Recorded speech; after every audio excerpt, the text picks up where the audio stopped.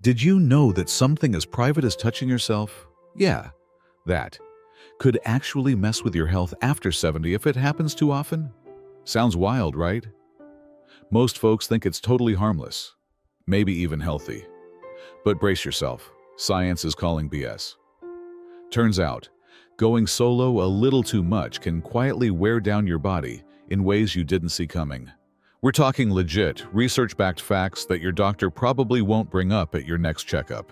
So today we're digging into 5 proven reasons why frequent masturbation after 70 might do more harm than good. And trust me, reason number 4, it's gonna throw you for a loop. Stick around, because once you hear it, you won't forget it. Let's get into it. Real talk, no judgment, just straight up info. 1. Decreased energy and fatigue after orgasm. All right, listen up. We're going to talk about something most folks over 70 don't say out loud. But let's be real, it still happens. Masturbation. Yeah, I said it. And while it's totally normal and healthy at any age, doing it too often past a certain point, it might be quietly zapping your energy like a phone running 12 apps in the background. See, when you're young, bouncing back after an orgasm is nothing. You go again, hit the gym, make lunch, call your ex for fun. You've got gas in the tank. But once you hit that 70 club, the engine starts to slow down. Testosterone drops, recovery times stretch out, and your bounce back button just doesn't bounce like it used to. Instead, what you're left with is this slow, dragging exhaustion that's hard to shake off. Let me tell you about Thomas. Dude's 74, retired math teacher from Arizona, smart, active, healthy guy. Used to walk every morning around his neighborhood. Chill, right? But when lockdown hit and boredom crept in like an uninvited houseguest, he started, well, entertaining himself a little more often. At first, no big deal. But then he noticed something weird. He'd get tired fast. Not the I stayed up late watching a crime doc kind of tired, but the I need to sit down just from tying my shoes kind of tired. His legs felt heavy, his motivation dipped, and even his memory felt a little foggy. Finally, he talked to his geriatrician, and boom, reality check. Turns out his body wasn't recovering fast enough from the hormonal dip that happens after orgasm. Masturbation wasn't the enemy, but doing it frequently without enough time to recharge, that was draining him dry. Because here's the truth. After 70, your body treats energy like a sacred currency. You only get so many spoons a day. Use too many in one place and suddenly you've got nothing left for the stuff that really matters. Walking, socializing, remembering where you left your glasses, again. Doing basic things like cooking or brushing your hair. These all take energy. And when you're burning it on repeat pleasure sessions, the tank runs empty real fast. And let's be honest, no one talks about this, right? You hear it's good for your prostate or it helps you sleep, but nobody says, hey, maybe take it easy if you're waking up tired and wondering why just getting through the day feels like climbing Mount Everest. So, real talk. Have you noticed yourself getting unusually tired after doing the deed? Feeling like you need an entire spa weekend just to recover from 5 minutes of pleasure? That ain't just aging. That's your body waving a tiny white flag. Give that some thought. And if you've ever felt that crash, don't be shy. Drop a comment. Let's stop acting like this is taboo. You're not alone. And yeah, go ahead and like this if you're vibing because there's way more coming. 2. Impacts mental clarity and focus. Okay, real talk. Let's chat about your brain. That beautiful, brilliant, occasionally forgetful thing between your ears? Yeah, it needs protecting like it's made of pure gold. Because once you hit your 70s, the brain doesn't play around. It gets more sensitive to stress, sleep loss, and, dopamine overload. Now here's the tea. Too much solo action can actually mess with your dopamine levels. That's the feel-good chemical that gives you that buzz after sex, chocolate, or a good laugh. But when you overdo it, especially with masturbation, it's like you're pulling the dopamine lever on a slot machine over and over until the whole thing breaks down. At first you feel good, then, boom, crash, brain fog. No motivation, You forget what day it is or why you walked into the kitchen. Again. Don't believe it? Meet Eleanor, 76, Florida native and retired community college librarian. Sharp as a tack, always organized until she wasn't. She started forgetting stuff, important stuff, doctor's appointments, where she parked the car, even what she was talking about mid-sentence. She felt off, tired, scattered, kind of anxious all the time. And like most people, she blamed aging. Until one day, her therapist gently asked her about her self-care routines. Not the bubble bath kind, the real stuff. Diet, sleep, emotional intimacy, and yes, her personal time.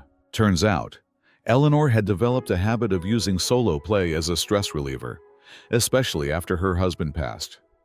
Nothing wrong with that, except she was doing it so often that her brain was basically running a chemical marathon with no rest stops. Her therapist suggested she dial it back, just a little, and try other dopamine-friendly habits like walking outside, talking with friends, or doing puzzles. Within a few weeks, her memory started coming back. The fog lifted. She felt clearer. That's not magic. That's science. When you overstimulate your brain, especially one that's already dealing with age-related changes, it fights back. And that fight feels like confusion, forgetfulness, even emotional burnout. The stuff you used to enjoy suddenly feels flat. You stop feeling motivated, and before you know it, you're stuck in a loop of chasing dopamine and wondering why you feel worse instead of better. So here's the move. Don't nuke your brain with constant self-pleasure, especially not if you're starting to feel scatterbrained or off your game. Give your brain a break. It deserves it. You deserve it. Protect your clarity like it's the last cookie on the plate, because once it slips, getting it back ain't easy. Now, tell us, what keeps you sane after 70? Got a hobby, a routine, or even a weird little ritual that helps you stay sharp? Drop it in the comments. And hit that bell icon because we've got more coming that you seriously don't want to miss. 3. Risk of prostate or genital irritation. All right, fellas, we need to talk about the downstairs department. And I mean really, talk about it. No sugarcoating, no, this is awkward energy. Just facts. Once you hit 70, your body starts sending signals you can't afford to ignore. And your skin, especially in sensitive areas like the genitals, gets thinner, more fragile, like handle with care level fragile. Handle with. And when you're still going strong with your solo routine, that repeated friction can lead to some nasty side effects. We're talking irritation, soreness, and micro tears. Yeah, tiny tears in the skin that you can't always see, but your body definitely feels. And guess what those little tears invite in? Infections, bacteria, inflammation. Basically, a welcome mat for trouble. Let me introduce you to Richard. He's 80, living in Oregon, still mentally sharp, pretty active, and likes to keep things private. Which is fine until his body decided to expose the secret. He started noticing pain when he peed, a weird, burning feeling, swelling that wouldn't go away. Next thing he knows, he's in the ER with a raging urinary tract infection.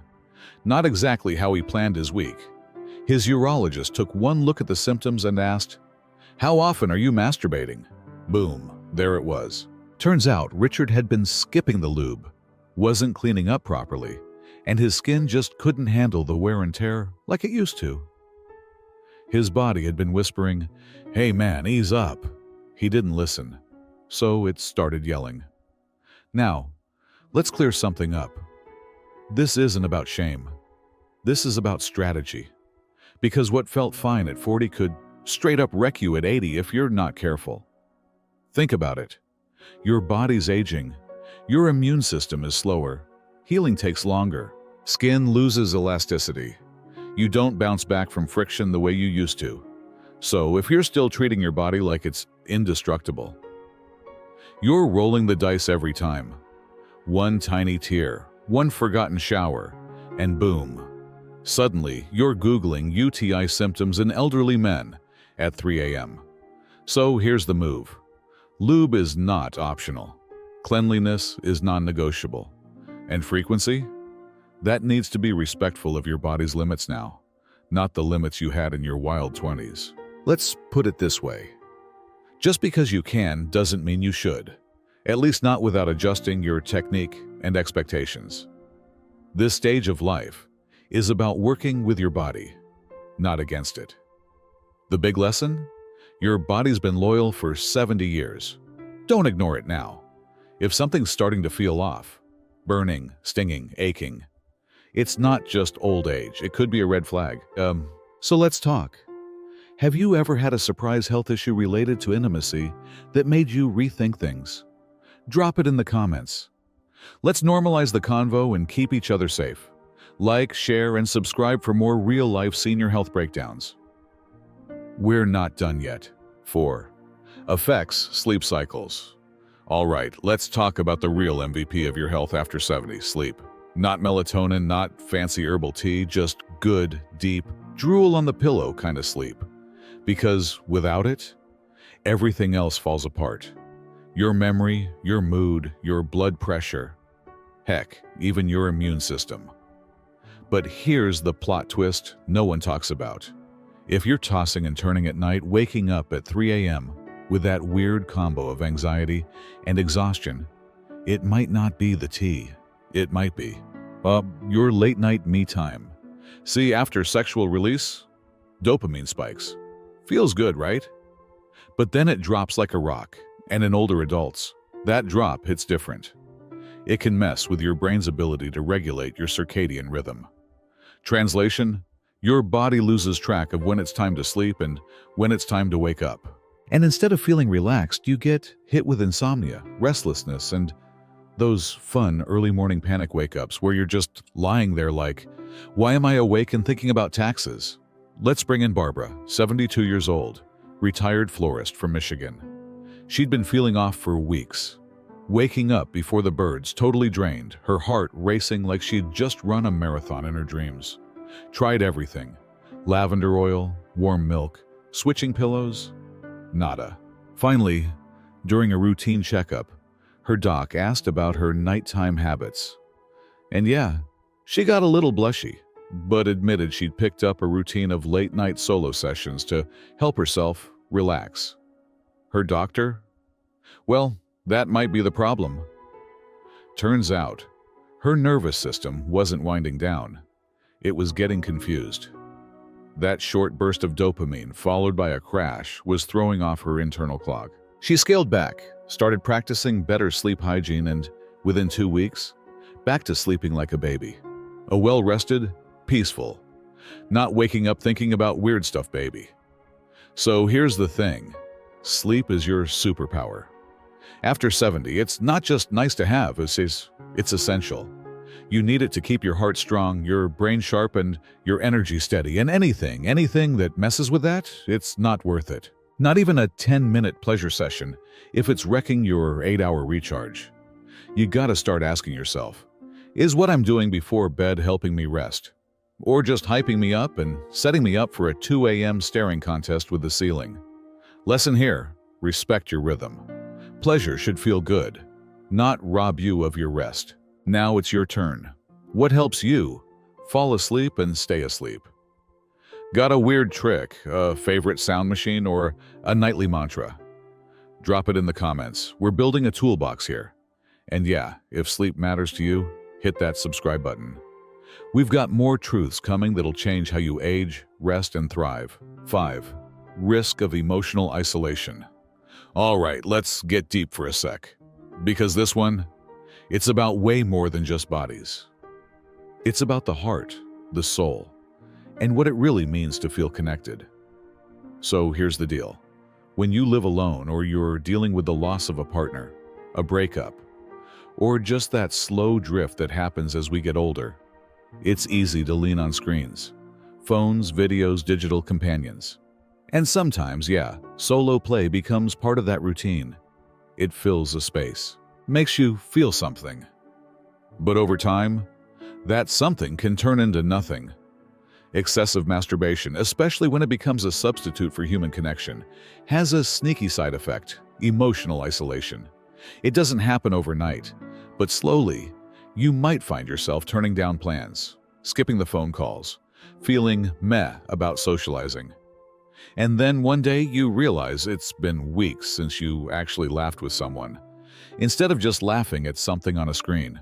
Let me tell you about James. He's 77, lives in New York, and was always the life of the party at his weekly community card games. Great guy, quick wit, killer poker face. But then he started missing games. First it was a cold, then he was just tired, then he stopped showing up altogether. His friends were worried. Finally, over coffee with one of his old buddies, he opened up. Said he'd been spending more time online, browsing adult content, using it to cope with loneliness after his wife passed. It became his go-to comfort, and it slowly replaced real-world interaction. James realized he hadn't stopped enjoying people. He just forgot how good it felt to be around them. With some therapy, a bit of courage, and some good old-fashioned vulnerability, he worked his way back, one game at a time, one conversation at a time. And yeah, he says the laughs hit way harder now. Look, we all need comfort, we all need release. But when that comfort turns into isolation, when it starts replacing the deep, messy, hilarious human stuff, you lose more than you gain. Because connection is medicine. Seriously, talking, laughing, hugging someone, even arguing a little, it keeps your heart alive. It reminds you that you exist outside your body, that you matter to someone, and nothing on a screen can replace that.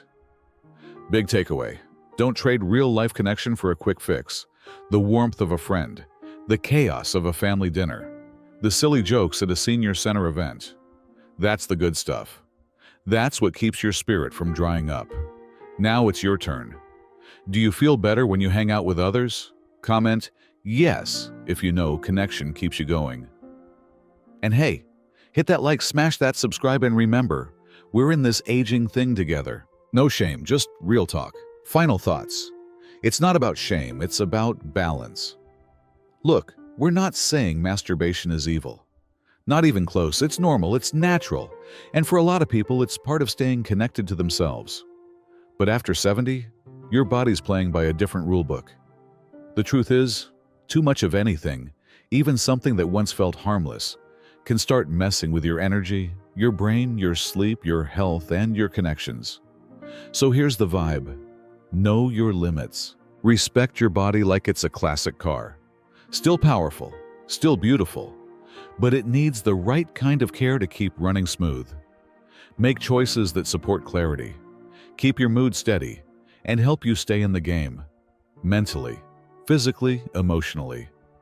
You deserve to live the kind of life that feels full, not foggy. If this hit home, share it with someone who needs to hear it. Drop a comment, smash that like, and subscribe so you don't miss what's coming next. We've got way more truth, science, and real talk on the way. Catch you in the next one.